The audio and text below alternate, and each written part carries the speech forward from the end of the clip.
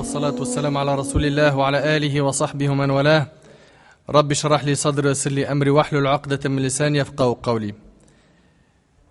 Mes frères et sœurs, assalamu alaikum wa rahmatullahi wa barakatuh. On a l'immense joie aujourd'hui d'avoir parmi nous mon frère Ali Habibi qui est déjà intervenu avec moi, si vous vous rappelez bien, pour J'en ai marre d'elle et J'en ai marre de lui. Aujourd'hui, on a bi'idhnillahi tabaraka ta'ala pour objectif de parler d'un sujet qui est très important. Ce sujet est le célibat. Le célibat. Pourquoi parler de ce sujet ? Tout simplement parce que c'est un sujet qui touche la communauté. C'est un problème qui règne au sein de la communauté, qui prend de l'ampleur. On reçoit de plus en plus d'emails nous disant de la part de certains frères, de la part de certaines sœurs, je me préserve, je crains Allah, je fais des efforts, j'aimerais être dans le bain du mariage, mais j'arrive pas. Et certaines sœurs qui nous disent, on a étudié, on a fini nos études, et là on a dépassé la trentaine, et on a l'impression que ça y est, c'est fini. L'histoire du mariage, ça restera un rêve. Et elles sont déçues, et elles sont tristes, et elles ne savent pas quoi faire. Et nous, on est conscients que ce problème-là a pris de l'ampleur, que ce problème-là, il lui faut trouver des solutions. Et bi'idhnillahi tabaraka ta'ala, dans cette heure bénie, on va essayer de voir ensemble quelles sont les causes du célibat et quelles sont les conséquences du célibat et quelles sont les solutions pour sortir du monde du célibat vers le monde du mariage. Enfin, sans trop tarder, je laisse la parole à mon frère Ali Habibi qui, je le rappelle, est psychothérapeute, n'est-ce pas ? Je vais réciter ma leçon. Il est aussi thérapeute de couple, donc il s'occupe de recevoir les couples dans son cabinet, et il est aussi sexologue. Le frère, walillahi alhamd, il a une bonne vision du monde du couple, de la psychologie des gens, etc. Enfin, on va commencer d'abord par voir avec notre frère Ali bi'idhnillah quelles sont les causes du célibat, et je vais rebondir aussi sur les causes du célibat juste après lui, Inch'Allah. Puis après on parlera des péchés que certains commettent quand ils sont célibataires, et est-ce qu'il faut ou pas continuer à faire ces péchés, sachant qu'on n'a pas le choix. Certains se disent, voilà, je me retrouve coincé, mon frère, je préfère commettre la masturbation que d'aller forniquer.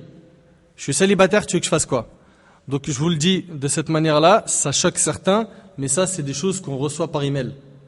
D'accord ? Et peut-être même que certaines personnes vont se reconnaître. Enfin, sans trop tarder, je passe la parole à mon frère Ali. Falyatafaddal mashkoura min Allahi ma'joura. بارك الله فيك. بسم الله الرحمن الرحيم والصلاة والسلام على رسول الله صلى الله عليه وسلم. Chers frères, chères sœurs, assalamu alaikum wa rahmatullahi wa barakatuh. Donc c'est un plaisir pour moi de vous revoir et de vous retrouver aujourd'hui à l'Ahfadkoum. Donc barakallahu fik akhi Nader de m'inviter aujourd'hui et de partager avec vous cet agréable moment, car c'est vraiment agréable d'être avec vous à l'Ahfadkoum. Donc en ce qui concerne le sujet d'aujourd'hui qui est le célibat, comme nous l'a dit l'Akh Nader, c'est un gros problème. C'est devenu un gros problème. Car le célibat en lui-même n'est pas un souci en soi. Ce qui devient un souci, c'est quand les gens qui veulent se marier n'y arrivent plus. Que quelqu'un ait pris la décision de rester célibataire, c'est sa responsabilité. Maintenant, est-ce qu'il est vraiment, cette personne qui prend la décision de rester célibataire, est-ce qu'elle est vraiment consciente que c'est son choix personnel, ou est-ce qu'il est influencé par certains faits ou certains critères qui l'entourent ? Donc, une des raisons qui pousse au jour d'aujourd'hui les gens à rester célibataires et où on voit les taux de célibat exploser, car depuis 10, 20, 30 ans, ça ne cesse d'augmenter, mais d'une manière vraiment exponentielle, qui est vraiment inquiétante. Et il y a plusieurs raisons à cela. Une des raisons est effectivement le changement des sociétés. La vie qu'on vit aujourd'hui, nous en France, ou même de par le monde pour certaines autres personnes, n'est pas la même que la vie que vivaient certains il y a 30 ans. Et encore moins que ceux qui vivaient une vie il y a 50 ans, voire même plus. Donc les mœurs se changent, notre contexte change. Et un des phénomènes qui a imposé ce changement est ce qui est dicté par ceux qui veulent nous imposer un certain mode de vie. Un des fléaux de notre société aujourd'hui est l'individualisme. L'individualisme, c'est quoi ? c'est le fait de ne penser qu'à soi.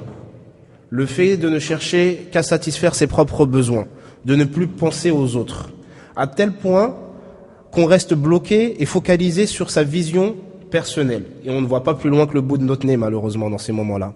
Cet individualisme est poussé par tout ce qui nous entoure. Par le marketing, quand vous le voyez bien, on nous pousse aussi à ce qu'on appelle le consumérisme, le fait de consommer à outrance. La preuve, c'est que vous achetez toujours des choses que vous n'avez pas forcément besoin.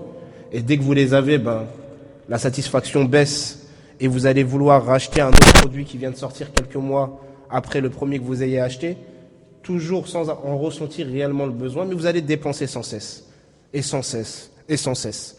Est-ce que quand vous dépensez vraiment parce que vous le voulez? Est-ce que quand vous achetez vraiment parce que vous en avez vraiment envie et vraiment réellement besoin? En réalité, pas forcément, parce que vos besoins se limitent à des choses vraiment minimes. Et la majorité des choses qu'on achète ou qu'on consomme, c'est des choses dont on n'a pas besoin. Mais là où les gens qui sont derrière la communication et le marketing vont jouer leur carte, c'est de nous faire croire qu'on a certains besoins, de nous persuader que nous avons certains besoins. Donc là, vous vous dites, l'objectif est le célibat, pourquoi il nous parle de consommation? Il y a un lien qui est vraiment très étroit. Parce que ce qui vous pousse à consommer à outrance et ce qui vous pousse à ne penser qu'à vous, c'est ça qui vous pousse aussi à ne pas vous marier ou à penser au mariage un peu trop tard. Je dis un peu trop tard entre guillemets parce qu'il n'est jamais trop tard, mais à un certain âge, ça commence à devenir compliqué pour certains ou pour certaines. Donc cette société qui nous pousse à l'individualisme et à la consommation nous fait croire qu'on a certains besoins qui ne sont pas réels. Donc on rentre dans ce qu'on appelle une illusion. Une fois qu'on est rentré dans cette illusion, on est persuadé qu'on n'a pas forcément besoin de se marier. On est persuadé qu'on peut gérer la situation convenablement tout seul, qu'on n'a pas besoin de quelqu'un d'autre. Parce que quelqu'un d'autre qui vivrait avec moi, ce serait une gêne. Ce serait un engagement qui va m'imposer des règles. Ce serait un engagement qui va m'imposer de faire des sacrifices. Et comme de l'autre côté, la société vous pousse à ne penser qu'à vous, vous ne voulez surtout pas faire de sacrifices. Vous voulez toujours penser qu'à vous-même et à satisfaire vos besoins primaires ou vos besoins ou les pseudo-besoins qu'on vous a vendus.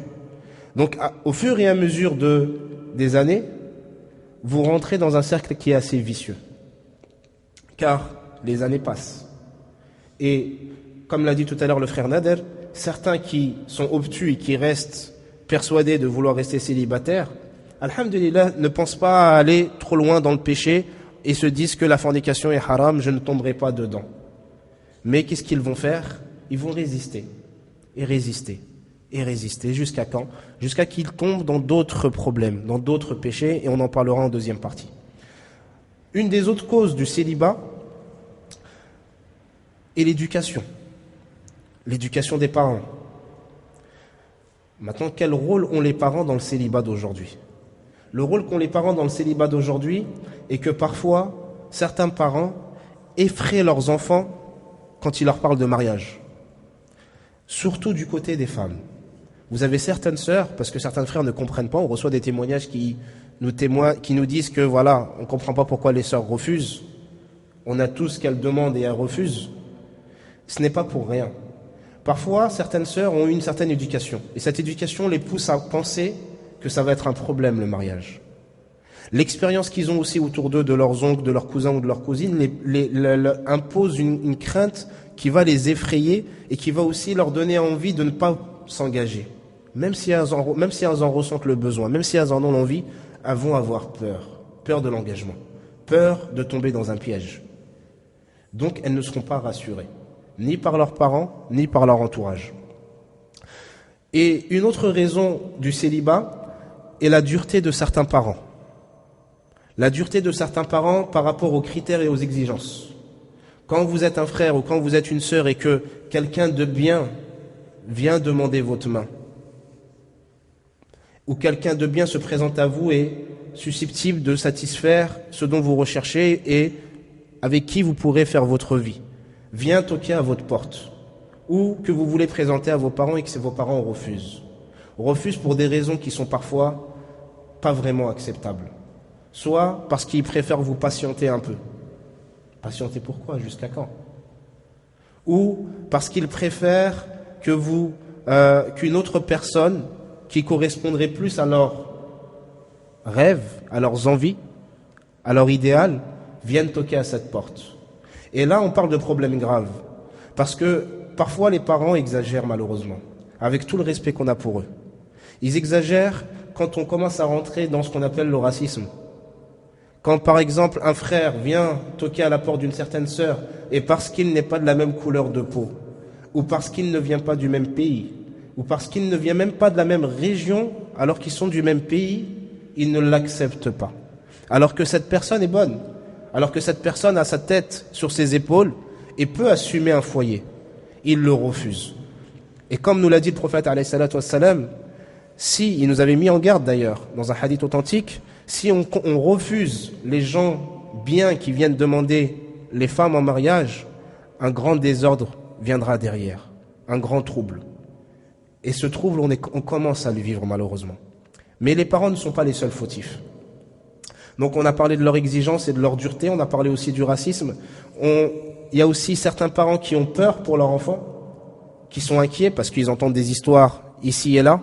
Ils entendent qu'un tel a divorcé une telle en 2 jours, que tel couple a divorcé en tant de semaines, qu'ils ont fait un mariage rapide et que ça s'est mal passé, que telle personne ne respecte pas telle fille ou lui fait du mal. Et bien évidemment, les parents sont les personnes qui vont le plus aimer leurs enfants. Et de cet amour, ils vont vouloir les protéger. Et cette protection va se manifester comment? Va se manifester d'une manière à ce qu'ils vont parfois bloquer tout processus pour arriver à un quelconque mariage. Et là, on rentre encore une fois dans un dégât. Une des autres conditions est la relation que certains et certaines ont avec leurs parents. Et là, je m'adresse à vous, chers frères et chères sœurs. Quand vous avez encore vos parents qui sont vivants et que vous ne leur parlez pas, c'est un problème. Vous pourrez tout dire, que mon père ne me laisse pas parler, qu'il est trop colérique, que ma mère impose trop sa vision des choses, qu'il crie tout le temps quand on discute, qu'il m'impose leur point de vue, qu'il ne m'écoute pas, etc., etc. En aucun cas, ce sont des excuses. Parce que si vos parents fautent quelque part, ce n'est pas à eux d'aller vers vous, mais c'est à vous d'aller vers eux. C'est votre responsabilité. Donc il faut absolument renouer un lien de communication avec vos parents. Comme ça, quand le jour arrivera où vous voudrez vous marier, ou si ce jour peut-être est déjà là, et que vous vivez une situation comme dans certains témoignages de ce qu'on a pu lire avec l'Akh Nader, de frères ou de sœurs qui ont trouvé la personne qui pourrait leur correspondre, mais les parents n'acceptent pas pour X ou Y raison, qu'elle soit bonne ou mauvaise, et qu'elles viennent vers nous en nous disant qu'est-ce qu'on fait dans ces cas-là. La première des choses à faire, c'est de parler avec eux. Parce que si vos parents refusent, même si d'apparence ils peuvent avoir tort, ils refusent parce qu'ils ont des raisons, qu'elles soient bonnes ou mauvaises. On ne rentre pas dans est-ce que la raison est bonne ou est-ce que la raison est mauvaise. S'ils vous disent non, c'est qu'ils ont une crainte derrière. S'ils vous disent non, c'est qu'ils ont quelque chose d'autre derrière la tête. Et c'est à vous d'aller savoir quoi. Et une fois que vous aurez saisi ce qu'ils ont derrière la tête et quelle est leur peur et leur inquiétude, ça sera encore à vous de les rassurer. Parce que si vous ne le faites pas, ils ne changeront pas de position. Une des autres causes du célibat aujourd'hui, en sachant que depuis tout à l'heure je vous parle du célibat, mais je parle surtout des gens qui sont d'un point de vue général célibataires, mais surtout des célibataires qui désirent se marier et qui n'y arrivent pas. En sachant qu'une des définitions du célibataire, c'est laquelle? C'est toute personne étant en âge de se marier et n'étant pas mariée. Voilà la définition du célibataire.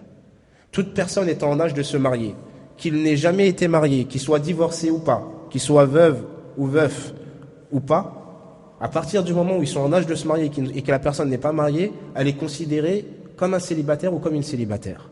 Maintenant, vous avez 2 catégories de célibataires.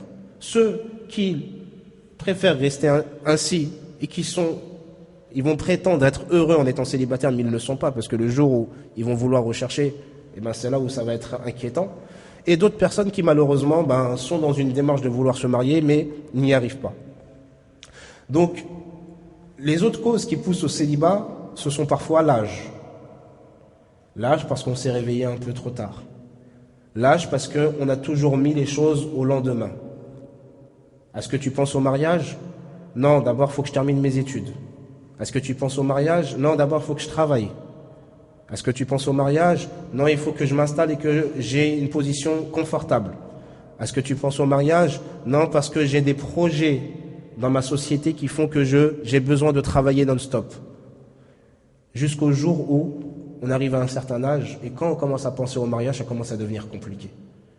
Parce que les prétendants et les prétendantes, ils vont être exigeants. Et peut-être qu'on n'a pas toutes les conditions requises pour pouvoir avoir le besoin qu'on aimerait avoir. Une des autres causes, malheureusement, est le physique.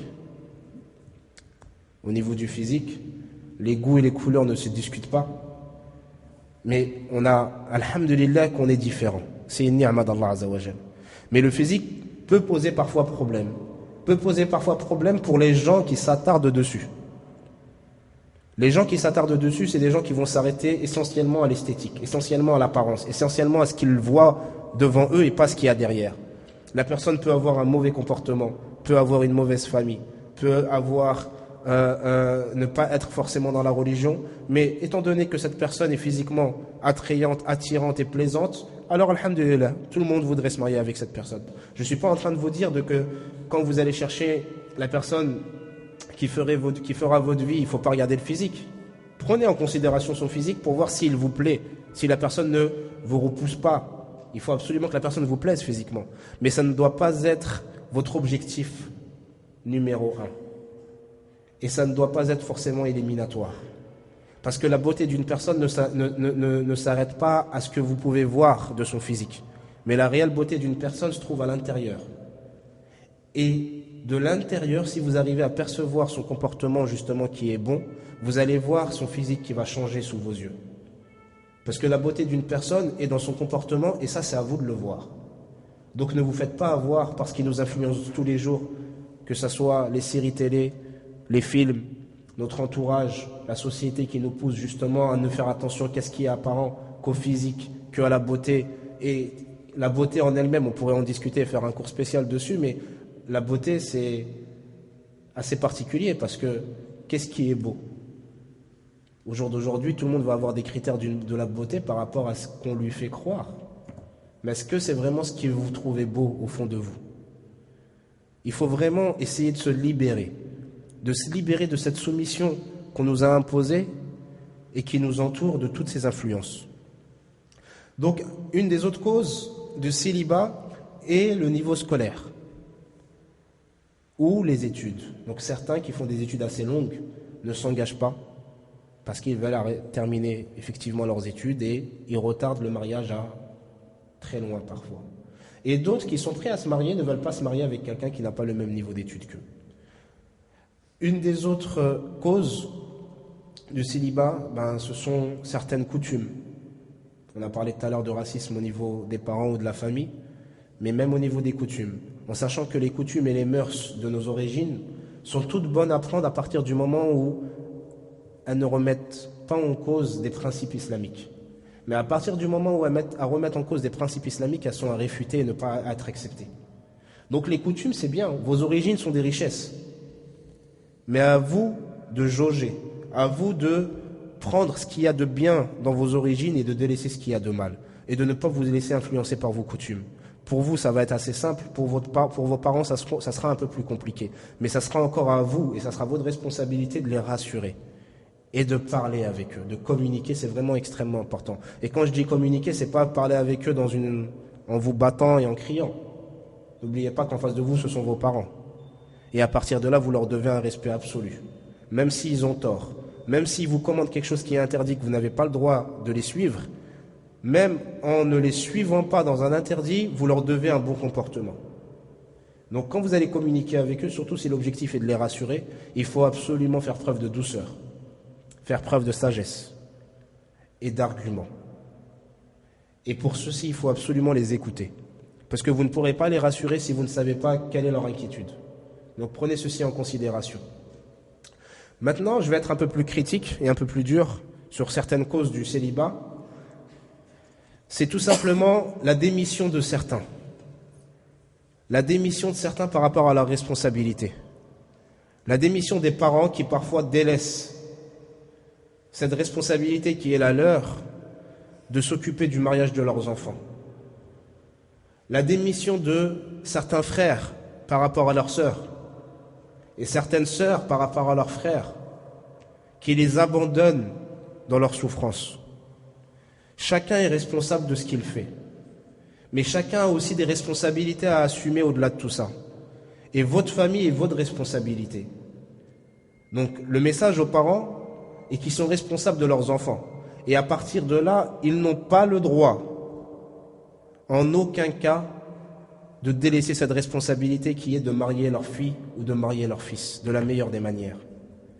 Et vous, mes frères, ainsi que vous, mes sœurs, c'est votre responsabilité, si les parents ne sont pas là, ou si justement les parents sont démissionnaires, d'assumer ce rôle-là. Si vous avez des sœurs, vous n'avez pas le droit de les abandonner. Et si vous avez des frères, ne les laissez pas à leur propre souffrance. Les autres démissionnaires, ce sont les responsables d'associations, de mosquées, les responsables religieux. Donc, les responsables d'associations et de mosquées doivent se rendre compte du problème qui est le nôtre au jour d'aujourd'hui. Énormément de nos frères et de nos sœurs veulent se marier, mais personne ne s'occupe d'eux. D'où le sujet d'aujourd'hui. Donc, ces responsables-là doivent prendre en considération que parce que les parents ont démissionné ou certains parents démissionnent, certains frères et certaines sœurs démissionnent, ils n'ont pas le droit, eux aussi, d'abandonner. C'est leur responsabilité. Comment on peut se prétendre responsable d'un cadre religieux pour l'avancée spirituelle de notre communauté, de nos frères et de nos sœurs, si on ne prend pas en considération leur souffrance, si on ne prend pas en considération ce qui les affecte le plus, si quand ils viennent nous voir, on les rejette. Parce qu'à partir du moment où personne ne s'occupe de vous, vous allez chercher quelqu'un d'autre. Et si les meilleures personnes ne s'occupent pas de vous, ce seront les pires qui vont s'occuper de vous. Donc il faut vraiment prendre en considération, et là c'est un message que j'adresse vraiment à tous les responsables associatifs et à tous les responsables de mosquées, de s'asseoir et d'essayer de trouver des solutions. De trouver des solutions à ce problème et à ce fléau qu'on est en train de vivre et que nos jeunes vivent. Les autres responsables, ce sont tous les gens qui se sont mariés. Parce que tous ceux qui se sont mariés, ils ont galéré parfois avant de se marier. Et d'autres, ils n'ont pas trop galéré, alhamdulillah. Par la grâce d'Allah, ils se sont mariés assez facilement. Mais certains ont souffert avant de se marier. Mais une fois mariés, le célibat ne les intéresse plus, ne les concerne plus. Et la souffrance que certains peuvent vivre, qu'ils ont eux-mêmes vécue, ils l'oublient. Mais mes chers frères et mes chères sœurs, à partir du moment où vous vous êtes mariés, vous n'avez pas le droit, sous prétexte d'avoir vécu cette souffrance, d'oublier ceux qui la vivent actuellement. Et vous devez faire en sorte de les aider, selon vos capacités bien évidemment. Mais vous devez être là pour eux. Donc le manque de structures spécialisées est aussi un problème. Au jour d'aujourd'hui, on parlera des solutions après, mais le manque de structures sérieuses est un souci. C'est pour ça que certains sont perdus. Parmi les dernières causes, il y a le fait de s'être éloigné des recommandations du prophète, alayhi salatu wassalam. Le prophète sallallahu alayhi wa sallam nous a éduqué une communauté de son vivant jusqu'à la fin des temps. Il nous a appris chaque chose. Il nous a donné le meilleur comportement à avoir. Il nous a enseigné les meilleures réactions à avoir, les meilleures choses à faire de la meilleure des manières. Et le prophète nous a aussi appris quelles étaient nos responsabilités. Et le fait de s'être éloigné de sa sunna est un problème. On n'a pas le droit de venir se plaindre à la communauté musulmane en disant « Je suis un musulman ou je suis une musulmane et la communauté m'a abandonné si moi-même je délaisse cette communauté, si moi-même je m'éloigne de cette sunna. » C'est un problème. Et la dernière cause, et je termine là-dessus, c'est le manque de confiance en Allah Azza wa Jal. Le manque de confiance en Allah Azza wa Jal de beaucoup de nos frères et de beaucoup de nos sœurs. Le manque de confiance dans le sens où ils pensent qu'ils ne peuvent pas avoir une chose s'ils ne la font pas eux-mêmes. Ou si certaines personnes qui sont palpables, qu'ils peuvent voir, ne font pas pour eux. Mais ils oublient qui régit tout. Ils oublient celui qui donne tout. Ils oublient celui qui les a fait vivre et les fait vivre. Ils oublient celui qui leur donne des bienfaits sans cesse tous les jours et toutes les nuits. Et ils oublient celui qui donne. Fahuwa ar-Razzaq. C'est Allah Azza wa Jal. Si vous vous mariez, ça doit être pour lui. Et si vous êtes amené à vous marier, ça sera devant lui. Mais surtout, si vous arrivez à vous marier, ou si vous arrivez à avoir quoi que ce soit dans votre vie, c'est que par sa grâce. C'est que parce que lui le veut bien. Et certains l'oublient. Donc on verra tout à l'heure dans les solutions comment faire justement pour se reconnecter par rapport à ça. Donc barakallahu fikum, on a cité les causes du célibat. Je te laisse le micro, Akhi Nader. Barakallahu fik, Akhi Ali. Concernant les causes, donc le frère Ali nous a parlé de l'individualisme. Ce serait bien de garder en tête quand même les grands points. Il nous a parlé de la dureté des familles. Et ça, c'est, à mes yeux, un immense problème. Un immense problème. Aujourd'hui, on a l'impression que celui qui va se marier, il va faire un projet beaucoup plus compliqué que monter une société où 500 personnes vont bosser avec lui. Pourquoi ? Parce que les familles, ils voient une carte bleue en face d'eux, ils voient un salaire, ils voient de l'argent, mais l'homme religieux, l'homme à la grande moralité, celui-là, on ferme l'œil.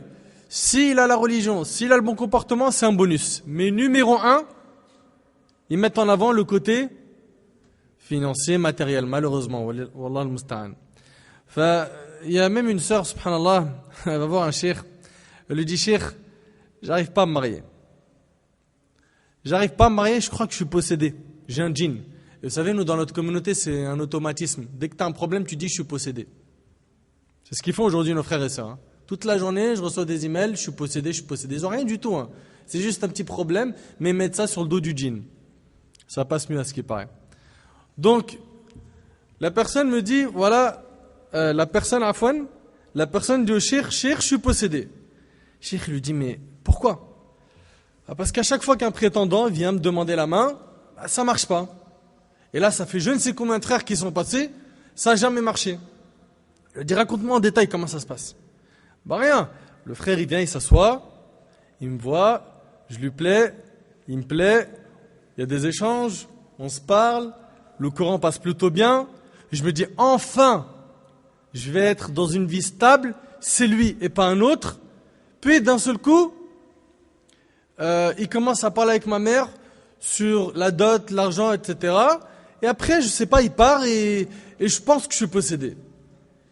Il lui a dit, et quand il parle avec ta mère, il lui dit quoi ? Rien. Elle lui dit, la dot, ça sera 20 000 euros. Je veux une salle, 5 000 euros avec le traiteur. Ma fille, il faut que tu l'achètes un appartement et tu lui donnes un salaire chaque mois. Il a dit, en fait, t'es pas possédé. C'est ta mère, le djinn. Ta mère, elle a un problème. C'est le djinn de la maison. C'est elle qu'il faut guérir. C'est vrai, le problème, c'est qu'il y a des mamans et des pères de famille qui pensent que sa fille, c'est un commerce, c'est un business. Je vais gagner avec de l'argent. Des fois, même le père veut prendre une grosse partie, voire toute la dot. Alors que, comme vous le savez, c'est le droit de qui ? C'est le droit de l'épouse. Enfin, ça, c'est un vrai problème. Et si on vous en parle aujourd'hui, c'est pour deux choses. Et si on vous en parle aujourd'hui, c'est pour deux choses. La première, c'est que vous parliez à vos familles que cette dureté et ces barres hautes qu'ils ont placées ne font pas partie de l'islam. Au contraire, notre religion nous dit quoi ? Yassiru wa la tu'assiru. Rendez les choses faciles et ne les rendez pas difficiles, n'est-ce pas ? Le prophète alayhi salatu wassalam nous le dit, qu'il est venu avec la religion qui est facile. Et Allah tabaraka wa ta'ala nous dit dans le Coran qu'Allah veut pour nous la facilité et non la difficulté. Donc nous, notre premier devoir, c'est déjà de parler avec nos parents et de leur faire prendre conscience que ça, c'est pas bon. C'est pas correct. La deuxième chose, c'est nous-mêmes d'apprendre la leçon pour que plus tard, Inch'Allah, avec nos enfants, on ne tombe pas dans le même panneau. Il ne faut pas que ce schéma se reproduise. C'est clair ? Aussi, je voulais rajouter concernant les causes, une raison qui malheureusement existe, c'est qu'aujourd'hui, il y a une grande exigence de la part des frères et de la part des sœurs. Et ils se retrouvent à trop refuser. à trop dire non. Le prétendant, il s'assoit, elle voit que, machallah, la Bessali, physiquement, ça va, il est correct, il a une bonne situation, etc. Mais, voilà, en fait, il me plaît pas trop parce que quand il parle, il a une manière, je sais pas, c'est de l'exigence dans les plus petits détails. En plus, j'ai remarqué que sa voiture, c'était pas trop top. J'aurais préféré quand même quelqu'un qui a beaucoup, beaucoup d'argent. Trop d'exigence et à la fin, elle se retrouve à dire non, non, non, non, jusqu'à ce que le train du mariage y part et il la laisse sur les quais. C'est pour ça qu'il faut que les sœurs elles fassent très attention à ça. Et ça ne veut pas dire le premier venu, comme certaines aussi ont. Il y a aussi l'opposé. Il y a celle qui veut à tout prix quitter le foyer de ses parents. Alors, tant que ça s'appelle un homme, je pars avec lui. Tant que c'est un rajol, c'est bon, c'est réglé.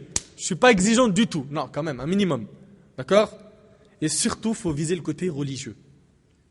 Le côté religieux, il est primordial. Si tu veux stabiliser un couple, il faut une bonne base. Une base solide.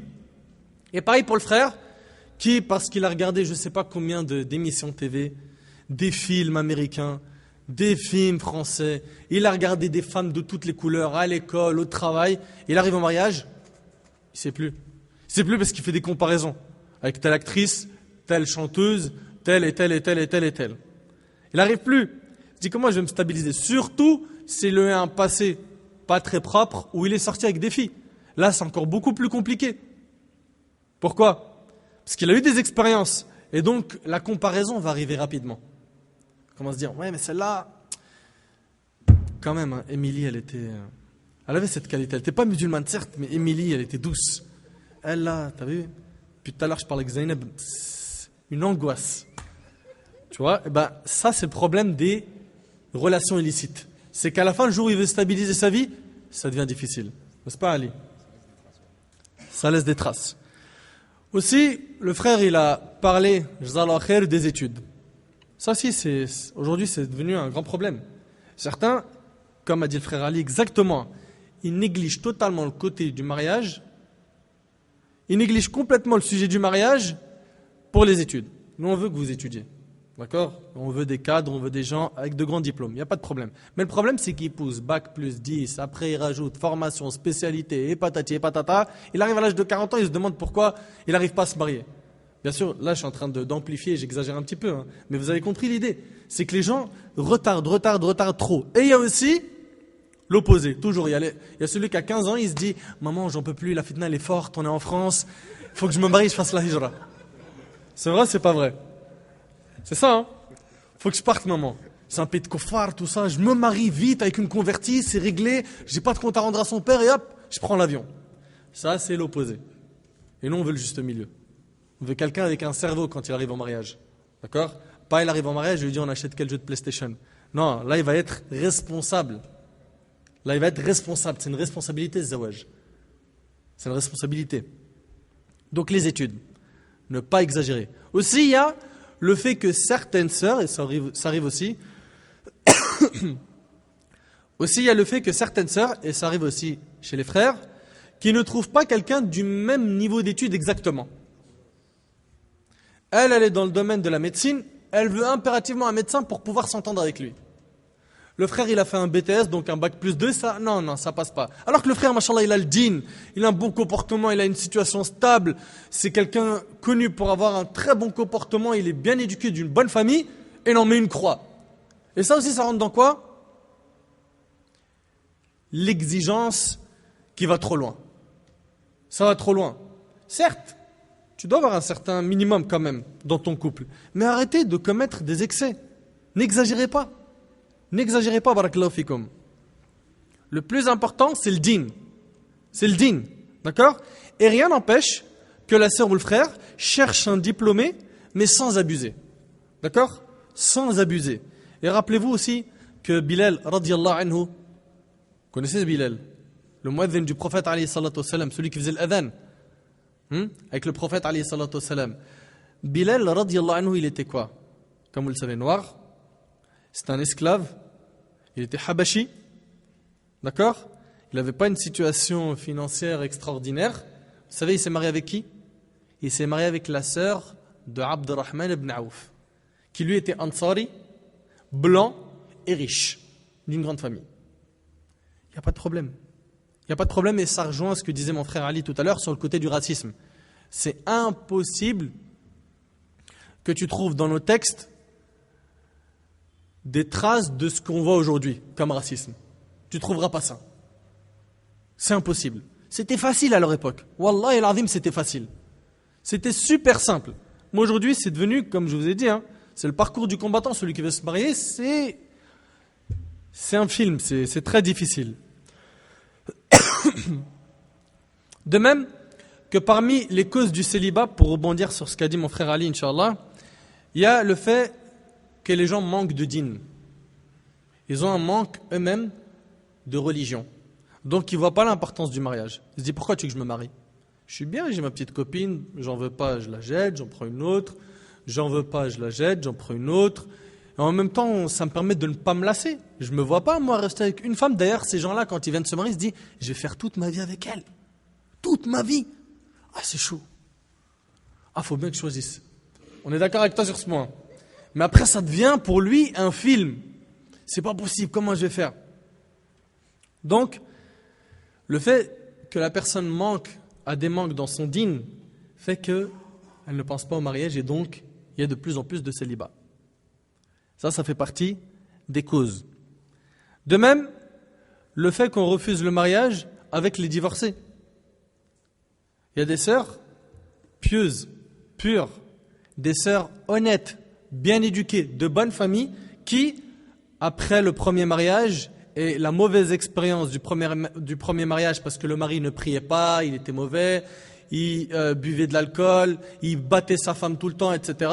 Elle s'est dit non, je ne peux pas finir avec lui. Il y a même des sœurs qui ont divorcé car leur mari était accro à la pornographie, elles n'arrivaient pas à supporter cela.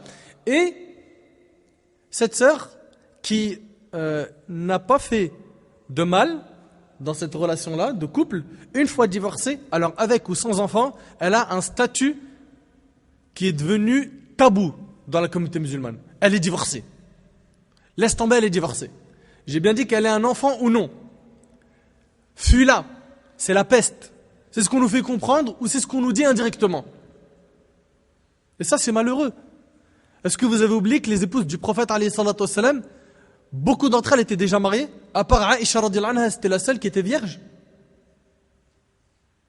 Vous êtes meilleur que le prophète, alayhi salatu wassalam? Si la sœur, elle a un bon comportement, elle a la religion, elle a tout ce qu'il faut, et que pour X ou Y raison, elle s'est retrouvée divorcée, et que dans cette histoire, elle n'a pas fait de mal, pourquoi lui fermer la porte? Pourquoi la bannir? Ça, c'est triste et malheureux, et on a reçu beaucoup de plaintes de certaines de nos sœurs qui, psychologiquement, se préparent à vivre célibataires jusqu'à leur mort. Enfin, nous, il faut qu'on essaye, déjà, nous-mêmes, de changer cette fikra, cette mentalité en nous. Ça, c'est le premier travail. Puis après, d'essayer de diffuser ça. De diffuser ça autour de nous. Ensuite, si tu me permets, mon frère Ali, malheureusement, quand les gens glissent dans le péché, ou plutôt, malheureusement, aujourd'hui, quand on voit les gens qui sont dans le monde du célibat, on s'aperçoit qu'un grand nombre d'entre eux, pour patienter jusqu'au mariage, ils vont s'adonner au haram. Voire même, ils vont s'adonner au haram sans penser au mariage plus tard. Ils se disent, je suis célibataire, faut que j'occupe mon temps, faut que je m'occupe, j'ai des pulsions, j'ai des envies. Et Allah tabaraka wa ta'ala dit, وَمِنْ آيَاتِهِ أَنْ خَلَقَ لَكُمْ مِنْ أَنفُسِكُمْ. Et parmi les signes d'Allah tabaraka wa ta'ala, c'est qu'il a créé de nous, pour nous. Quoi? Des épouses. Pour que l'on vive en tranquillité. Donc la femme fait partie de l'homme. D'ailleurs, quand vous remontez l'histoire, Hawa, elle a été créée d'une côte de Adam, alayhi salam. La femme fait partie de l'homme et l'homme fait partie de la femme. On est complémentaires, on a besoin l'un de l'autre. Un homme a besoin de vivre avec une femme et la femme a besoin de vivre avec un homme. Et ce sentiment est tout à fait normal et louable. Le problème, c'est quand cette période de célibat, elle est accompagnée d'un manque de piété. C'est là où le diable, il ouvre la porte et il commence à rentrer. Et il commence à te faire des waswas. Il te donne des idées. Il dit, écoute, puisque c'est comme ça, fréquente des filles. Passe du temps au moins avec elles. À l'école, Va à la bibliothèque, tu révises avec elle. Il n'y a rien de mal si pour la pause déjeuner, tu lui payes un quick. Parce qu'il n'a pas d'argent pour payer plus. 6 euros, c'est le budget maximum aujourd'hui. Donc, on s'aperçoit aujourd'hui que le diable, il a ces petites ouvertures. Et il t'attaque immédiatement. Dans quoi? Vite, va faire le haram, mais il te le décore et il arrive à embellir ce qui est haram et ce qui est faux. C'est son don. Il arrive à faire quoi? À embellir le haram. À montrer le haram à une personne comme étant quelque chose de super beau, d'exceptionnel. D'ailleurs, des personnes que je connais, wallah il-azim, ils sont restés dans le haram avec des femmes qui ne sont pas musulmanes. Je parle d'un frère en particulier que je connais. Et quand on a vu qu'il vivait dans la fornication pendant à peu près 2 ans, c'était une chrétienne, on lui a dit, écoute, au lieu de vivre avec elle dans la fornication, marie-toi avec elle, d'accord? Vous savez que se marier avec une chrétienne, il y a des conditions, etc. On en avait parlé dans le mariage valide et le mariage invalide. Eh bien, le frère, on lui a dit, voilà, marie-toi avec elle, comme ça, au moins, ce que tu es en train de vivre dans le haram, il ne sera plus haram. Tu as fait ta vie avec elle, ça fait 2 ans que tu vis avec elle, tu commets pendant ces 2 années-là la fornication, la turpitude, al-fahisha. Marie-toi. Il s'est marié. 1 mois après, il l'a divorcé, il l'a laissé.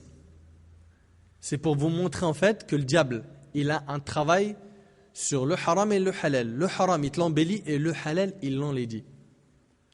Il lui a rendu moche le mariage et le halal, il lui a dit laisse tomber et il l'a laissé. Mais le haram, il te l'embellit. Il te l'embellit. Et vous savez, comme l'a dit le prophète alayhi salatu wassalam, dans le hadith qui est rapporté par Muslim, le diable, il pose son trône sur l'eau. Et tous les jours, il envoie ses serviteurs pour corrompre les gens. Et après, ils lui font des bilans. Il y en a un qui vient et lui dit, je suis resté avec un tel jusqu'à ce qu'il a fait ceci et cela. Il lui dit, tu n'as rien fait. Et l'autre, il lui dit, je suis resté avec un tel jusqu'à ce qu'il a divorcé de sa femme. Il lui dit, toi, tu es le meilleur. Le meilleur chez le diable, c'est celui qui fait divorcer un couple. Pourquoi? Parce que la société islamique, elle commence par quoi? Des foyers. Un homme et une femme, musulmans et musulmanes, n'est-ce pas? Donc c'est pour ça que le diable va tout faire pour embellir les péchés. Alors, il va t'attaquer sur la fréquentation, il va dire, il n'y a rien de mal d'avoir une copine. Comme plein de sœurs qui m'ont envoyé plein de messages pour me dire, est-ce qu'il y a un mal que j'ai un ami? Alors des fois, elle me dit c'est un musulman, des fois c'est des non-musulmans, ça dépend des emails qu'on a reçus. Mais juste, on se parle, il n'y a rien, il n'y a pas de mauvaise intention, il est super gentil.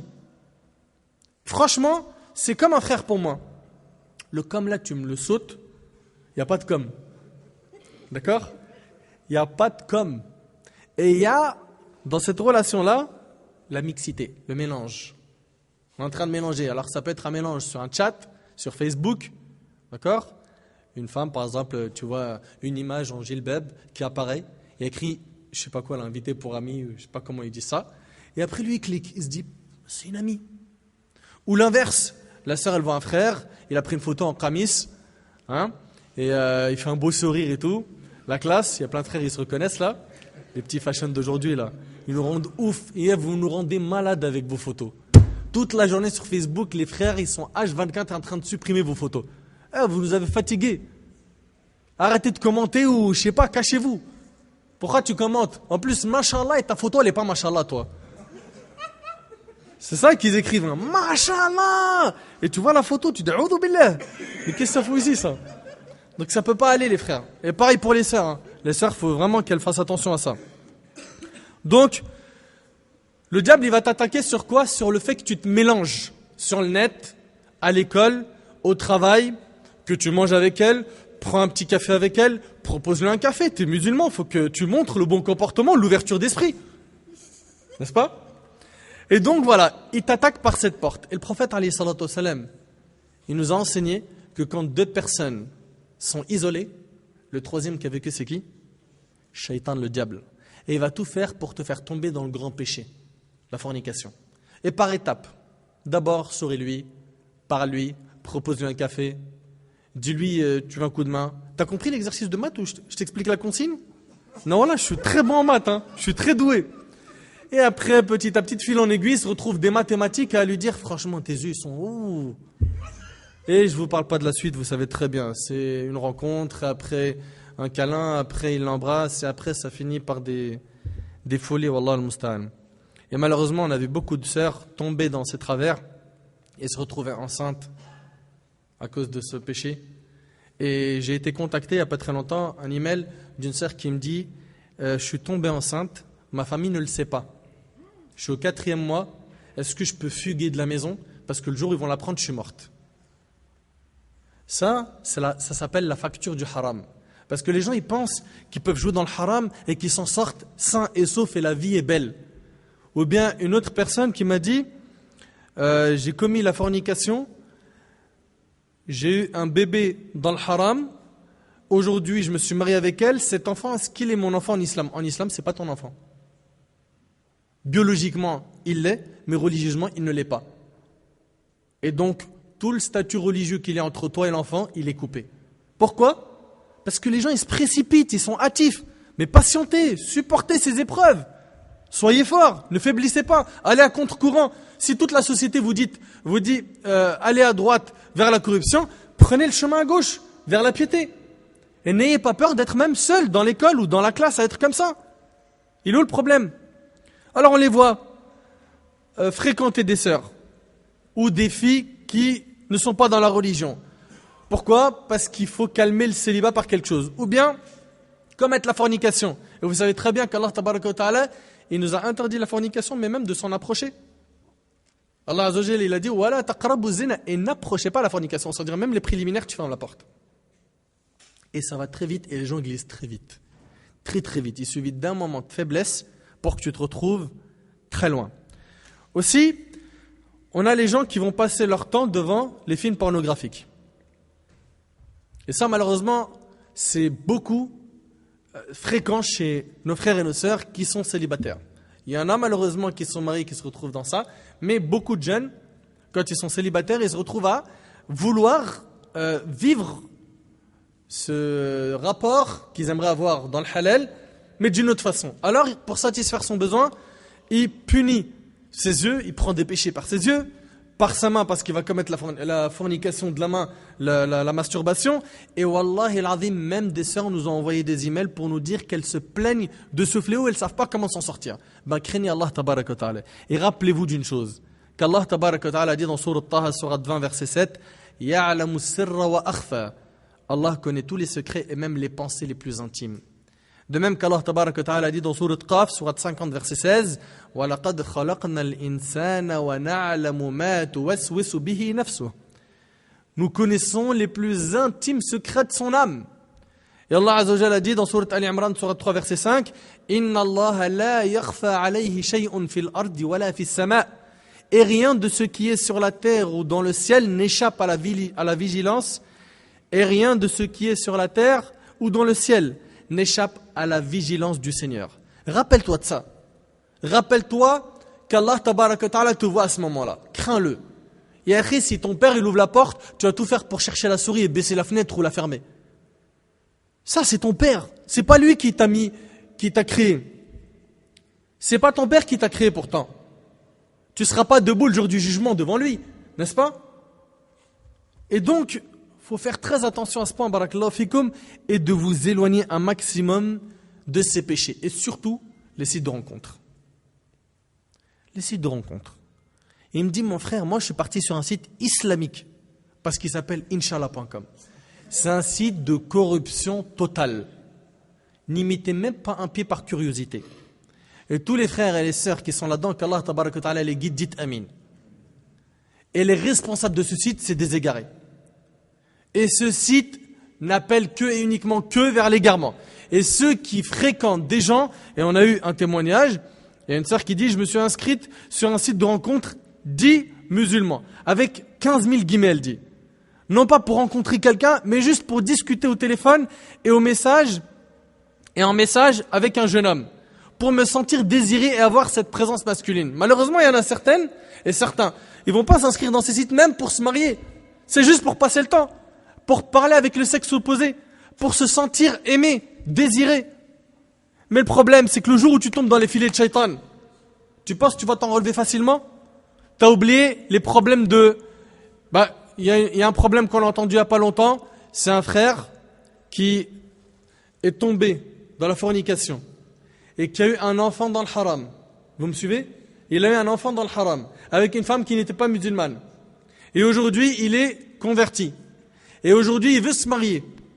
Et il ne sait pas s'il doit dire à la famille, à qui il va demander la main de la fille, qu'il a eu dans le passé un enfant dans le haram avec une non-musulmane. Le haram, ça laisse des séquelles, ça laisse des traces. C'est pourri, c'est moche. Le halal, wallahi al-azim, c'est magnifique. Tu rentres à la maison, ta femme, elle est toujours bien habillée, ça c'est dans la norme. Hein. Et parce qu'il y a les exceptions aussi. Il y a celle qui a un abonnement avec l'odeur de l'oignon. 365 jours, mon frère, tu rentres dans la maison, mon frère, tu vois des traces de viande dans ses dents, des trucs bizarres, tu vois. Et ça arrive chez les frères aussi, hein, parce que les sœurs, je sais qu'elles me disent tout le temps, il fait que tartaglisseur. Non, voilà, même les frères aussi, on leur met le tarif. Mais ce que je voulais dire simplement, c'est quoi? C'est que dans le halal, même ton rapport intime avec ta femme, tu as des hasanat, tu as des récompenses. Tu as des récompenses, t'imagines? C'est-à-dire l'homme, il approche sa femme, il a un rapport intime avec elle, il a des bonnes actions. C'est le prophète, alayhi salatu wassalam, qui l'a dit. Il a dit, voyez-vous, s'il aurait commis cet acte dans le haram, aurait-il eu un péché? Il dit oui, il dit de la même façon, quand il le commet dans le halal, il a une récompense. Tu as des aumônes quand tu as des rapports. T'imagines? Donc, la vie dans le halal, c'est une protection, c'est des hasanat, c'est une obéissance à Allah. La vie dans le haram, tu deviens l'esclave du diable et tu ne sais pas comment tu vas mourir, tu ne sais pas comment sera ta fin. Tu es en train de jouer avec le feu. Parce qu'il est possible que tu meurs dans cette ma'asiyah, dans ce péché, qu'à la fin, tu sois ressuscité de la même manière. Car le prophète alayhi salatu wassalam a dit, on sera ressuscité le jour du jugement de la même manière dont on est mort. Donc faites attention, inshallah.com, maktoub.fr et tous ces sites-là, d'accord? Et même les pages islamiques de rencontres pour le mariage sur Facebook, Twitter, etc. Tu mets une grosse croix, tu t'en écartes et tu mets en garde la communauté musulmane contre ces sites. D'accord? Généralement, les gens que tu as rencontrés dedans, ça, c'est des mythos. Il va se faire passer pour un compagnon. Et elle va se faire passer pour laisse tomber. Et moi, alhamdoulilah, je suis en train dans ce moment avec tel cheikh, on fait tel chapitre de tel livre, et on apprend ça, et à côté, il est en soirée, il boit, il est avec des filles, il fume du shit, etc. Et j'en passe. Et de l'autre côté aussi, on a des femmes comme ça. Des femmes qui, wallah al-azim, hein, elle va porter le djilbab pour se mettre en photo, pour se mettre dans le site de rencontre, pour qu'elle se marie rapidement. Des raccourcis, tu vois. Frère, il voit une photo, une sœur en djilbab, avec un beau sourire, un petit maquillage léger, tu vois, le fond de teint propre et tout. Il se dit, celle-là, c'est la bonne, machallah. Il clique. Et c'est parti pour une aventure. Tu vois? Et dans ces sites-là, wallah, tu vois, al-ajab al-ujab, des choses extraordinaires. Je me rappelle, je l'avais dit une fois, une sœur, un frère, il me dit, il n'est pas trop dans le din, mais il me dit, ah, wallah, c'est des fous, les frères muses. Je dis, pourquoi? Il me dit, mon frère, je suis parti sur le site, je dirais pas son nom de rencontre, et je vois une sœur et tout, elle est en djilbab. Elle dit, je kifferais trop qu'un frère me fait monter sur une bécane derrière lui et on fait une roue. C'est quoi ça? T'imagines un peu? C'est de la folie, tu vois? La sœur Meskina, je sais pas, je comprends pas. Moi, j'arrive pas à comprendre la sœur. Alors, je vais mettre ça sur le dos de l'ignorance, mais là, c'est de la stupidité, c'est plus de l'ignorance. Donc, barakallahu fikum, faites très attention à ça, jazakumullah khair. La période du célibat, le prophète alayhi salatu wassalam, il a expliqué aux célibataires qu'est-ce qu'ils font.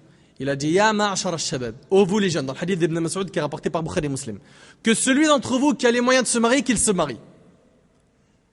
Pourquoi?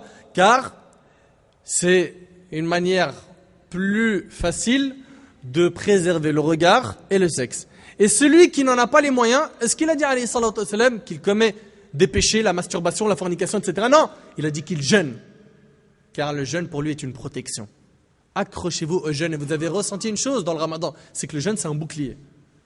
N'est-ce pas? Eh bien toi qui faiblis, qui as des pulsions, sache que le jeûne va te les faire faiblir. Va te faire faiblir ces pulsions. D'accord? Le jeûne c'est une recommandation prophétique. Une recommandation prophétique. De même la crainte d'Allah tabaraka wa ta'ala, fait sirr wal alan, en secret et en public. De même le fait, et ça sera dans les solutions Inch'Allah, on va en parler juste après, bihawlillah azza wa jal, de placer sa confiance en Allah et faire des doigts. Mais juste, je laisserai mon frère Ali peut-être qui aura 2-3 petits mots à rajouter concernant les péchés, afin qu'ensuite on puisse passer aux solutions. Aux solutions car je pense que la plupart d'entre vous n'entendent pas du nouveau aujourd'hui, mais comme vous le savez, la religion est basée sur quoi? Le rappel, car le rappel il profite aux croyants. Donc en ce qui concerne les conséquences et les péchés, bien évidemment, Akhi Nader, il a fait un peu le tour de toutes les conséquences qu'on peut vivre. En ce qui concerne malheureusement la masturbation et tous les visionnages aux films qui sont justement illicites, il ne faut pas juste condamner les gens qui regardent ça. Dans le sens où le fait de regarder ce genre de film, il y a une condamnation derrière religieuse dans le sens où c'est haram et on nous prévient qu'il ne faut pas aller dans ce sens-là. Comme nous l'a dit Akhi Nader, wala taqrabu zina. Ne vous en approchez même pas. Donc à partir de là, la personne est responsable. Mais maintenant, les gens qui sont tombés dedans rentrent dans ce que nous on va appeler derrière une addiction. Une addiction, qu'est-ce que c'est? C'est le fait de faire un acte régulièrement et de ne plus vouloir le faire, de vouloir cesser mais de ne pas pouvoir arrêter. Ça devient plus fort que nous. Là, on n'a pas le temps pour l'addiction, pour l'explication, mais c'est cérébral, c'est-à-dire que le cerveau, il y a un changement au niveau du cerveau qui se produit à partir d'un certain moment quand on devient addict à des produits addictifs, justement, et ça devient plus fort que nous. La plupart qui vivent ce genre de choses en souffrent énormément. Vous avez des forums, vous avez des plaintes qu'on reçoit régulièrement de gens qui en souffrent, et pour pouvoir en sortir, il faut un traitement, il faut un accompagnement, un programme. Donc les gens qui en souffrent, ne surtout pas hésiter de demander de l'aide et de se faire accompagner par un spécialiste ou par des professionnels, parce qu'on peut en sortir, alhamdulillah, mais seul ça va être très compliqué. Surtout que si vous restez seul, celui qui vous a mis dans cette addiction, il est toujours là. Iblis, il vous lâchera pas. Donc ça va être très compliqué. Donc n'hésitez pas à vous faire aider dans ce cadre-là. Et pour les gens qui, même étant mariés, vont continuer à vivre ça, parce que ceux qui sont addicts et qui disent voilà, je ne suis pas marié, je vais regarder ce genre de visionnage et une fois marié, ça va s'arrêter, c'est faux. Ça s'arrêtera pas. Ça s'arrêtera pas si vous ne faites pas ce qu'il faut pour que ça cesse et que vous ne vous faites pas accompagner. En ce qui concerne donc il nous a parlé des sites de rencontres et de toutes les conséquences qu'il y avait derrière, donc les chats, le téléphone, etc. Vous rentrez comme Ahmad, elle nous a dit, dans une illusion. C'est que du faux. Il n'y a rien de vrai. Pourquoi? Parce que vous voulez forcément convaincre l'autre de vous accepter, parce que l'autre voudra qu'elle soit acceptée. Donc chacun va user de duperie, de subtilité, de mensonge pour convaincre. Mais le problème qui va se produire, il est lequel? Vous allez trouver quelqu'un, vous allez l'épouser. Mais quand vous allez vous marier avec elle et quand vous allez vous marier avec lui, votre vraie personnalité va ressurgir. Et là, la personne ne va pas forcément accepter. Et c'est une des raisons pour laquelle il y a beaucoup de divorces aussi. Et beaucoup de divorces rapides. Un des autres problèmes de célibat est le temps libre. Quand vous êtes célibataire, vous avez beaucoup de temps de libre. Et ça, c'est un gros problème. Parce que le temps, il faut le combler. Et quand vous êtes célibataire, étant donné que vous avez du temps de libre, vous allez le combler avec tout et n'importe quoi. Mais quand vous allez vous marier, vous n'aurez plus le temps de perdre du temps, justement. Parce que vous allez avoir des responsabilités. Les autres conséquences plus psychologiques au niveau du célibat, malheureusement, parce que c'est un mal récurrent au jour d'aujourd'hui dans nos sociétés, c'est justement la solitude. Le fait de ressentir une solitude est très affligeant. Ça fait beaucoup de mal. Les gens en souffrent beaucoup. De cette solitude étant donné que c'est désagréable, il va avoir d'autres répercussions qui vont être la dépression. Certaines personnes deviennent dépressives à cause du fait d'être célibataire. Donc ne pas prendre ça à la légère parce que c'est une réelle souffrance, c'est un mal-être. Donc il faut vraiment sortir de ce cadre-là et trouver des solutions licites. Et les gens qui sont dans ce cadre-là que vous connaissez alors que vous ne en faites plus partie, de les aider, de les accompagner au mieux. Maintenant, les péchés, on peut aller encore plus loin parce que certaines personnes qui restent célibataires peuvent rentrer dans d'autres perversions. On a parlé du visionnage, mais ça peut aller plus loin. Ça peut aller dans les attouchements. On peut parler de viol. Il y a des gens qui deviennent des violeurs à cause du fait d'être célibataire. Donc c'est vraiment un problème. C'est pas pour rien que l'islam encourage au mariage. C'est pas forcément une obligation, tout dépend des cas, mais on encourage vivement. Donc par rapport aux solutions qu'on peut apporter par rapport au célibat, c'est le fait de s'en remettre à Allah Azza wa Jalla, la première des choses, de lui demander à lui. Parce que beaucoup de gens se plaignent, mais ne font que très peu de causes. Et même quand ils ont fait beaucoup de causes, ils oublient la cause primaire, qui est l'invocation. Le fait de demander à Allah Azza wa Jalla. La plupart des gens demandent à tout le monde, sauf à celui qui peut donner. Et ils pensent pouvoir faire ce que Dieu est censé faire. C'est-à-dire que notre problème au jour d'aujourd'hui, la plupart du temps, c'est qu'on veut faire ce que Dieu fait pour nous. Mais on n'en a pas les capacités. Donc forcément, derrière, on va s'en plaindre et on va avoir des difficultés à pouvoir avoir ce qu'on recherchait. Et celui qui nous donne les choses et qui peut faire en sorte qu'on reçoive ce qu'on recherche, on ne lui demande pas, on ne le concerte pas. Donc, barakallahu fikum, n'hésitez surtout pas. La première des choses à faire, c'est de faire des du'a, de demander sincèrement. Et là, c'est un travail que vous devez faire parce que c'est votre responsabilité. Tout à l'heure, j'ai été dur par rapport aux responsables, les parents, la famille, les responsables sociaux et associatifs. Mais les autres responsables de votre potentiel célibat, c'est vous-même. Parce que vous pourrez vous plaindre toute votre vie que personne ne vous aide, que vos parents ne sont pas là, que vos parents sont contre vous, que les frères vous abandonnent, que ceux qui se sont mariés vous ont oublié, que les associations et les mosquées n'agissent pas. Mais les premiers responsables, c'est vous. Pourquoi vous voulez vous marier? Est-ce que vous êtes vraiment sincère dans votre démarche? Si vous l'êtes vraiment, à vous de vous accrocher avec Allah Azza wa Jalla et de lui demander à lui. Parce que toute la terre ne peut ne pas vouloir vous aider. Si vous lui demandez à lui, lui fera en sorte que tout le monde vous aide. Vous n'allez pas changer les gens. Mais Dieu peut faire ce que vous attendez. Donc soyez sincères et allez vers lui. Et vous êtes aussi responsable parce que vous pourrez vous plaindre toute votre vie.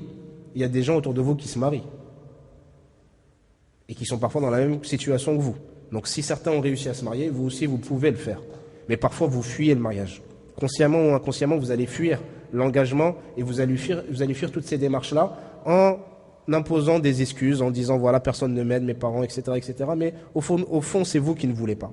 Et la dernière des choses, c'est de ne pas oublier, et ça c'est un message vraiment très important par rapport à la relation que vous devez avoir avec Allah Azza wa Jal, c'est que votre corps ne vous appartient pas. Et ça, vous en êtes en règle générale assez conscient du fait que c'est un dépôt et que vous allez devoir rendre des comptes devant Allah Azza wa Jal. Mais vous-même, vous ne vous appartenez pas. Tout à l'heure, on a parlé d'individualisme. La société nous pousse justement à penser qu'on est maître de nous-mêmes, à penser, à essayer de voir et de percevoir que ce qui nous intéresse essentiellement pour satisfaire nos égos. On ne fait plus attention aux autres. Donc la notion de fraternité a commencé à disparaître, la notion de communauté a commencé à disparaître. Pourquoi? Parce que vous pensez que à vous.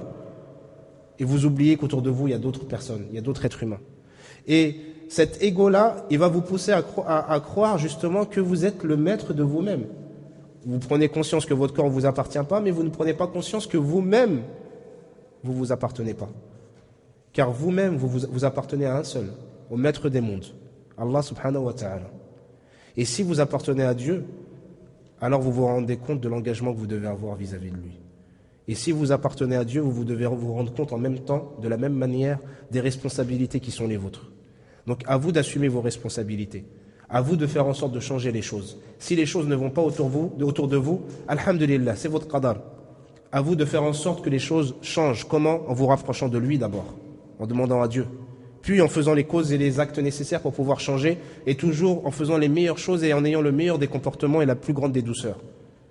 Et à partir de là, les choses changeront, Inch'Allah ta'ala. Acceptez votre destin, mais pas en étant défaitiste, en vous disant, de toute façon, je vais rester célibataire, pour moi c'est mort, c'est mort, c'est mort, je pourrai plus changer. Non. Si vous voulez vraiment vous marier, voyez ce qui ne va pas. Voyez ce qui fait en sorte que ça n'avance pas, que les choses ne changent pas. Accrochez-vous à Allah Azza wa Jal et faites les causes nécessaires. Interrogez les gens qui peuvent vous aider par rapport à ça. Trouvez des solutions. Et alhamdulillah, les choses changeront, Inch'Allah ta'ala. Barakallahu fik, Akhi Ali. Pour terminer, Inch'Allah, concernant les solutions, donc mon frère Ali a fait le tour un petit peu du sujet. La première des choses, bien sûr, c'est de placer sa confiance en Allah. Dans le hadith de Omar ibn al-Khattab, le prophète Ali sallallahu alayhi wa sallam a dit: si vous vous en remettez à Allah comme il se doit véritablement, Allah vous accorderait la subsistance comme il l'accorde aux oiseaux. Ils partent le matin le ventre vide et rentrent le soir le ventre plein, rapporté par Ahmed. Si chacun d'entre nous il fait l'effort de bien placer sa confiance en Allah et de savoir que le destin est entre les mains d'Allah tabaraka wa ta'ala, que tout est entre ses mains. Et ça ne veut pas dire qu'on s'en remet à Allah sans faire les causes. Il faut les deux. At-tawakkul wal-akhdhu bil-asbab. C'est de placer sa confiance en Allah et de faire les causes. Demander à Allah Azza wa Jal. Beaucoup d'entre nous, comme il le dit mon frère Ali, ils ne pourront jamais le nier. Négligent beaucoup de dua. Ils en font et après ils s'en lassent. Alors que Allah tabaraka wa ta'ala, il aime qu'on insiste dans le dua.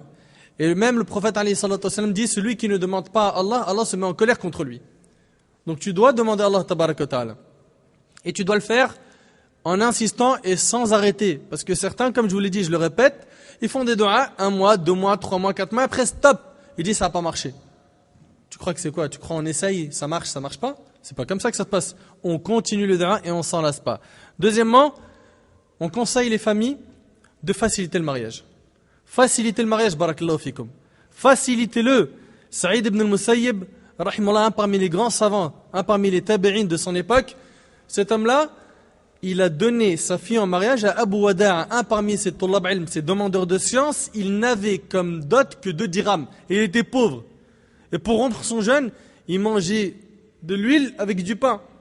Et il a préféré donner sa fille à cet homme que de le donner au fils du calife qui avait demandé sa fille en mariage.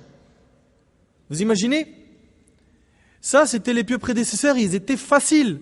Et aussi parmi les solutions que les pères de famille proposent leur fille en mariage. Certains vont dire, mais attends, c'est la honte. Elle est où la fierté du père? Est-ce que tu es meilleur que Omar ibn Khattab radiyallahu anhu? Dis-moi. Sache que Omar radiyallahu anhu, il est mieux que toi et mieux que ton père. Avec tout le respect que j'ai pour ton père et le mien. Omar ibn Khattab radiyallahu anhu, il a proposé sa fille qui? Hafsa à Abu Bakr as-Siddiq radiyallahu anhu qui a refusé de se marier avec elle, et il l'a proposé à Uthman ibn Affan qui a refusé. Puis après, c'est le prophète alayhi salatu wassalam qui s'est marié avec elle, et Abu Bakr avait gardé le silence. Pourquoi? Parce qu'il avait entendu le prophète alayhi salatu wassalam parler d'elle et il ne voulait pas s'avancer dans ce projet. Donc on voit ici que Omar radiyallahu anhu propose sa fille, il n'y a aucune honte.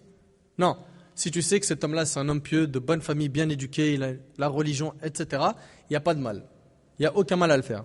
De même que le côté, de même que les imams se mobilisent, les responsables de mosquées, et à leur tête les gens de science, pour trouver des solutions à ces problèmes. C'est très important. Aujourd'hui, on a un célibat qui a visé énormément de musulmans et de musulmanes. Et les gens se demandent, mais quand est-ce qu'on va se marier? Dis-moi mon frère, moi je veux me marier, dis-moi qu'est-ce que je dois faire? J'arrive pas, mon père il connaît personne, on est dans un endroit où il n'y a pas beaucoup de frères, la mosquée mon père il y va pas parce qu'il travaille loin, etc. Donc ce qu'il faut, c'est que les imams, les gens de science en France se mobilisent pour voir comment est-ce qu'ils pourraient faire. Créer un organisme, une association qui permettrait de mettre en relation les frères aux tuteurs directement. Aux tuteurs directement et non aux sœurs. Car là, ce serait, comme vous le savez, la catastrophe. Donc ça serait peut-être une parmi les solutions. Et grâce à Allah tabaraka wa ta'ala, j'ai eu la connaissance des chouyours, des gens en France qui ont déjà l'idée et qui normalement d'ici peu vont mettre ça en place. Inch'Allah tabaraka wa ta'ala. Donc ça, normalement, ça doit arriver dans pas longtemps. Les frères iront, mais avant ça, ce qu'il leur faudra, et ça c'est impératif, et on en a parlé avec certains conférenciers, il leur faudra une formation sur le mariage. Aujourd'hui, c'est impératif. Pourquoi? Aujourd'hui, ça, c'est impératif. Pourquoi? Parce que les gens, ils n'ont plus rien dans la tête. Et ils ne savent pas ce que c'est le mariage. Et ils se marient, ils la frappent toute l'année, ils l'insultent, ils l'humilient, ils ne l'approchent pas, ils ne dorment pas avec elle, ils la rabaissent. Des fois, c'est l'inverse, c'est la sœur qui se rebelle, elle travaille toute la journée, elle lui dit c'est avec mon argent, t'as rien fait, c'est grâce à moi, si t'es pas content, de toute façon, je me l'achète moi-même. Et ces gens-là ont besoin de connaître quel est le mariage en islam, que veut dire le mariage en islam, quels sont les droits de l'époux et de l'épouse, comment gérer un conflit, comment faire pour que la stabilité règne dans le couple. Tout ça, il en faut une formation. Et pareil pour ça, grâce à Allah tabaraka wa ta'ala, il y a des frères et des chours qui sont en train de mettre ça en place. Dans pas longtemps, vous en entendrez parler, Inch'Allah, sur notre site et sur les réseaux sociaux, Inch'Allah.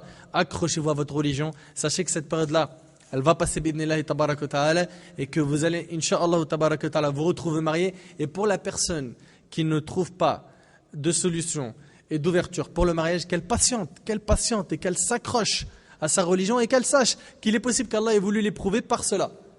Et que la récompense, le jour du jugement, sera immense. N'oubliez pas que le prophète alayhi salatu wassalam a dit, la marchandise d'Allah a de la valeur, la marchandise d'Allah c'est le paradis. Et que le prophète alayhi salatu wassalam a dit, il n'y a point de célibataire au paradis. Enfin, la vie, elle est courte. Et on va tous mourir un jour, n'est-ce pas? Et on a déjà passé une étape de notre vie, peut-être 20 ans. Allahu alam, c'est peut-être le tiers de la vie ou la moitié, on ne sait pas. On en a déjà passé un morceau. Donc patiente et accroche-toi jusqu'à la demeure dernière, et on espère et on invoque Allah tabaraka wa ta'ala pour qu'Allah subhanahu wa ta'ala vous facilite de vous marier et que vous viviez la paix et le repos ici-bas et dans l'au-delà, et qu'Allah tabaraka wa ta'ala facilite à nos frères et sœurs célibataires le mariage. Dites Amin. Ah, vous êtes célibataire ou pas? Dites Amin. Qu'Allah tabaraka wa ta'ala facilite aux célibataires le mariage. Bon, à mon avis, ils ne sont pas trop convaincus. Qu'Allah Azza wa Jal vous préserve qu'Allah Azzawajal vous facilite de vous marier, d'avoir des enfants pieux. أسأل الله تبارك وتعالى أن ينفعني بما قلت وأن ينفعكم بما سمعتم هذا ما أعلم والله تبارك وتعالى أعلى وأعلم. Je remercie Allah تبارك وتعالى de m'avoir facilité ainsi que mon frère Ali de faire cette conférence en essayant d'apporter quelques éléments de réponse. Et comme vous le savez, on pourra en parler toute notre vie du mariage. Le temps ne nous suffira pas car c'est un sujet très vaste. Et je remercie par la même occasion mon frère Ali d'avoir accepté l'invitation. Jazallahu khair, qu'Allah subhanahu wa ta'ala le préserve et le récompense et qu'Allah tabaraka wa ta'ala continue à lui faciliter de travailler pour Allah tabaraka wa ta'ala et pour la religion. Barakallahu fik mon frère Ali, jazakumullahu khair jami'an, wassalamu alaykum wa rahmatullahi wa barakatuh. Avec MyLisp, le mariage devient enfin accessible.